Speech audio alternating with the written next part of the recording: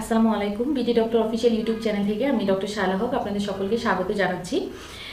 আজকে আপনাদের সাথে আলোচনা করার বিষয়টা হচ্ছে যে প্রথমবার শারীরিক মিলন বা সহবাসের ক্ষেত্রে স্বামী স্ত্রীর ক্ষেত্রে আমাদের করণীয় কী বা এই ব্যাপারটাকে আমরা কিভাবে হ্যান্ডেল করতে পারি। বিয়ে বা যেটাকে আমরা বলি সামাজিক বন্ধন, এই বিয়ে ব্যাপারটার মাধ্যমে দুইজন মানুষ স্বামী বা স্ত্রী হিসাবে সমাজে স্বীকৃত হন এবং তারা ইসলামেও কিন্তু একটা বিশেষ ধরনের পারস্পরিক বন্ধনে আবদ্ধ হন।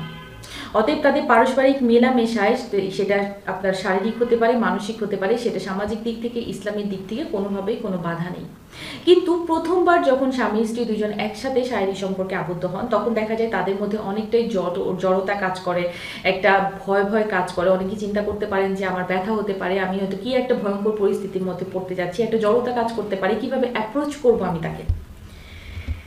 এই ব্যাপারগুলো থেকে যদি আমরা একটু চিন্তা করে নিই, এই ব্যাপারটা হয়তো আমাদের লাইফের জন্য একটু ইজি হয়ে যেতে পারে। আমি যখন প্রথমবার আমার স্বামী স্ত্রী যখন দুইজন একজন আরেকজনের সাথে প্রথমবার আপনার একই ঘরে একই ছাদের নিচে একটা রুমের মধ্যে আবদ্ধ হবেন, তখন প্রথম যেটা করতে হবে, ইসলামের দিক থেকেও যেটা আমরা বলি যে বিয়ের প্রথম রাতে আপনি যখন একে অপরের সাথে ফিজিক্যাল ইন্টিমেসিতে যাবেন তার আগে অবশ্যই লেখা আছে পরিপূর্ণভাবে যে আপনি একটা দোয়া পড়ে নিন। যে দোয়াতে প্রথমেই আপনার বলা থাকবে যে যে কোনো ধরনের কুমন্ত্রণা, কোনো কুপ্ররোচনা, কোনো প্রভাব থেকে এবং শয়তানের প্ররোচনা থেকে যেন ওই কাপলদেরকে, ওই স্বামী স্ত্রীকে যেন বাঁচিয়ে রাখে। তারা যেন অবশ্যই পারস্পরিকভাবে এই দোয়াটা পড়ে তারপরে যেন তারা সহবাসের দিকে যায়। প্রথমবার যেটা করতে হবে, দুইজনকে একে অপরের অনুমতি নিতে হবে। একজন আরেকজনের চাহিদাটাকে প্রাধান্য দিতে হবে। আরেকজন যে ভয় পাচ্ছে বা তাকে একটু মানসিকভাবে আশ্বস্ত করতে হবে। প্রথমবার শারীরিক মিলনের ক্ষেত্রে অনেকেই দেখা যায় যে পরিপূর্ণভাবে সেটা নাও করতে পারে। এতে আরেক সঙ্গীর উপর বিরক্ত হওয়া যাবে না বা তাকে ছোট করে দেখা যাবে না। সেক্ষেত্রে আপনার আরেকজনকে সাপোর্ট দিতে হবে। যে ব্যাপারটা হয়তো প্রথমবার, এটাতে কোনো একটা ভুল হলেও হতে পারে।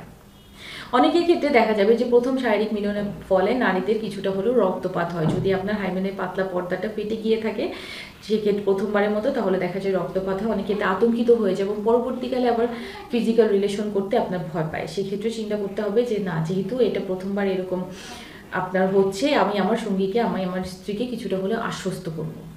এতে সে পরবর্তীকালে এতে দুইজনের মধ্যে আপনার শারীরিক সম্পর্কে আরেকটু হলেও আপনার শ্রদ্ধাবোধ তৈরি করবে এবং একে অপরের পারস্পরিক বন্ধনটা দৃঢ় হয়ে আসবে। তো আমরা ভয় না পেয়ে, জড়তা না করে, স্বামী স্ত্রীর যে পবিত্র সম্পর্কটা মহান আল্লাহ তাআলার কাছ থেকে চলে আসছে এটার উপর শ্রদ্ধাবোধ তৈরি করি এবং আমরা অবশ্যই জিনিসগুলো ইসলামিক শরিয়ত মোতাবেক এবং আমাদের মেডিকেল টার্মে চিকিৎসকের শরণাপন্ন হয়ে যেভাবে বলে সেভাবে আমরা এই জিনিসটাকে জীবনে উপভোগ করার চেষ্টা করি।